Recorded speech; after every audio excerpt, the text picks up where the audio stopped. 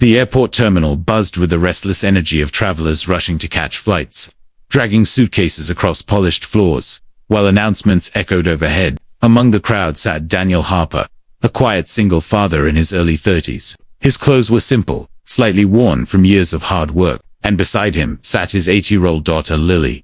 She held a small backpack decorated with faded cartoon stars, swinging her feet gently as she watched planes through the massive glass windows.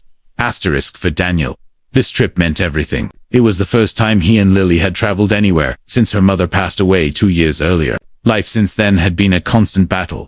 2 jobs, sleepless nights, and endless sacrifices just to keep his daughter smiling. The tickets had taken him nearly 6 months to afford. It wasn't a vacation in the glamorous sense. They were flying to see Lily's grandparents, who hadn't hugged her since the funeral. Asterisk, Daniel kept checking his phone, making sure their boarding gate hadn't changed. Lily leaned against his arm. Asterisk, Dad, she whispered softly. Do you think Grandma will make those blueberry pancakes again? Daniel smiled, the kind of smile that hid exhaustion behind warmth. I'm counting on it, he replied. Asterisk, their seats were in the boarding area, near the gate, 2 simple chairs, where they waited patiently, while the crowd slowly thickened. Business travelers tapped on laptops, families organized snacks, and flight attendants walked by with hurried steps. Asterisk. Then the atmosphere suddenly shifted. Asterisk, a group of sharply dressed men and women walked toward the gate, accompanied by airport staff. Their body language made it clear they weren't ordinary passengers. People in the waiting area began whispering.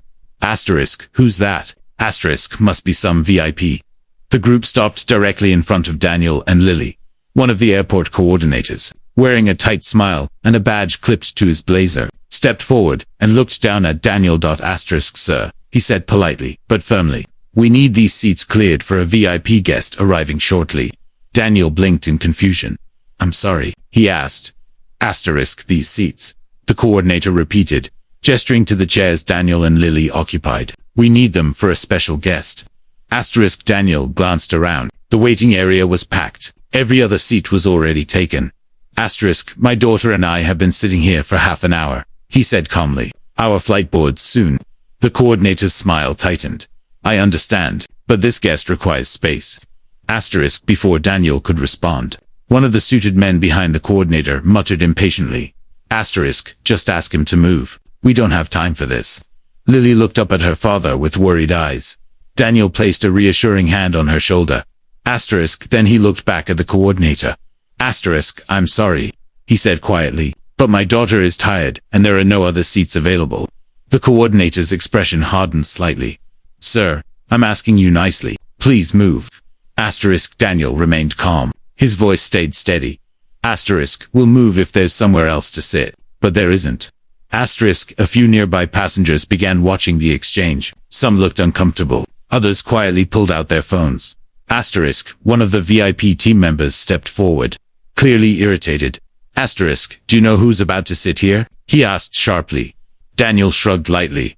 No, sir. And with respect, it doesn't change the fact that my daughter needs a seat. The man scoffed.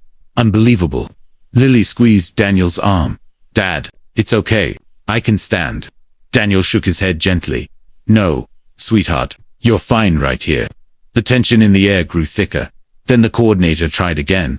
Asterisk, sir, we can't delay this. Please move immediately. Daniel took a slow breath before answering. I'm not trying to cause trouble, he said calmly, but my daughter has been through a lot. She's tired, and we've been waiting patiently like everyone else. If you find us another seat, we'll gladly move.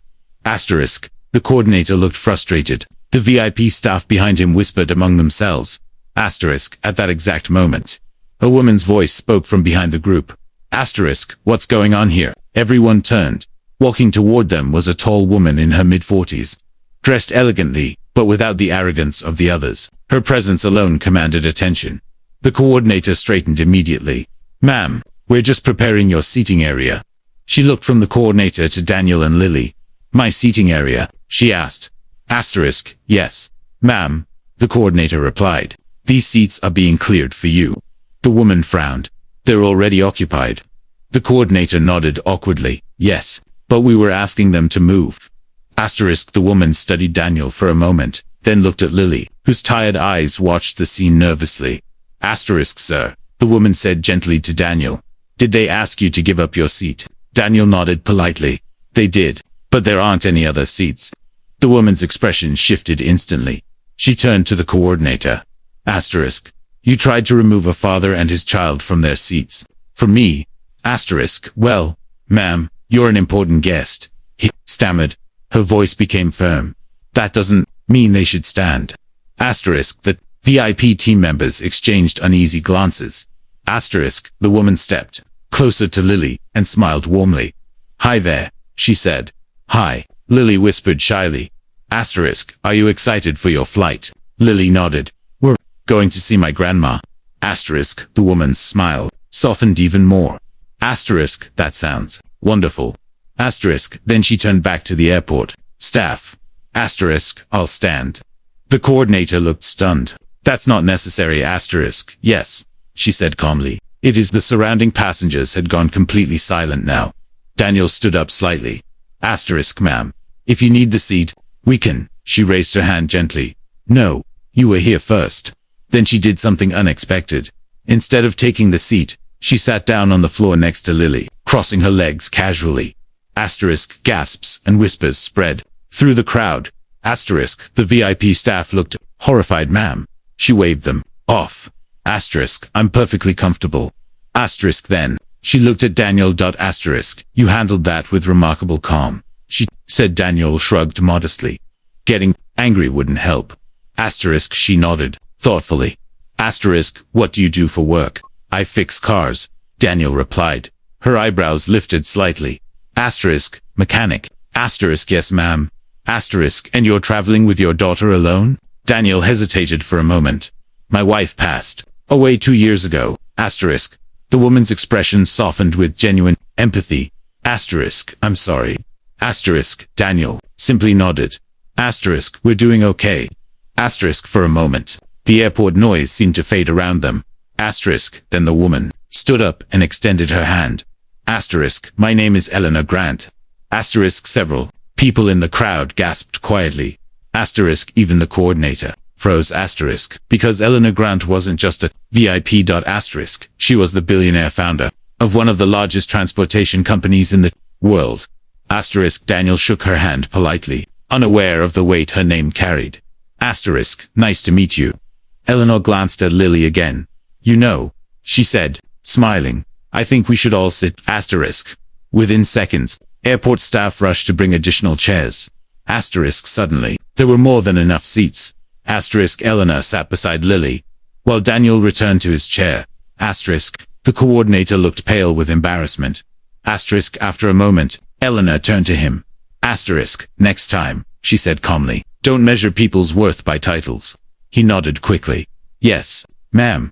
Boarding began a few minutes later. As passengers lined up, Eleanor leaned closer to Daniel. Asterisk. You showed your daughter something important today, she said. Daniel looked confused. What's that? Asterisk. The dignity doesn't require shouting. Asterisk. Daniel smiled faintly. Asterisk. I just didn't want her to see me lose my temper. Asterisk. Eleanor nodded. Asterisk. That's exactly why. She remembered this moment forever. Asterisk. When the boarding announcement called first-class passengers, Eleanor stood up. Asterisk. But before leaving, she knelt in front of Lily. Asterisk. Enjoy those blueberry pancakes, she said with a wink. Lily giggled. Then Eleanor turned to Daniel. Asterisk. By the way, if you're ever interested in running your own repair shop, call my office. She handed him a small card. Daniel stared at it, stunned. Asterisk. Thank you. But why? Eleanor smiled. Because the world needs more calm men like you. Asterisk. With that, she walked toward the boarding gate. The VIP team followed silently behind her. Daniel looked down at the card in his hand, still trying to process what had just happened. Lily tugged on his sleeve. Dad. Asterisk. Yes, sweetheart. Asterisk. Was that lady famous? Daniel chuckled softly. I think she might be. Lily leaned against him again. You were really brave. Daniel shook his head gently. No, kiddo. He kissed the top of her head. I was just being your dad. Asterisk. And as they walked toward the boarding line together, Daniel realized something powerful. Sometimes the strongest response isn't anger. Sometimes the strongest response is calm.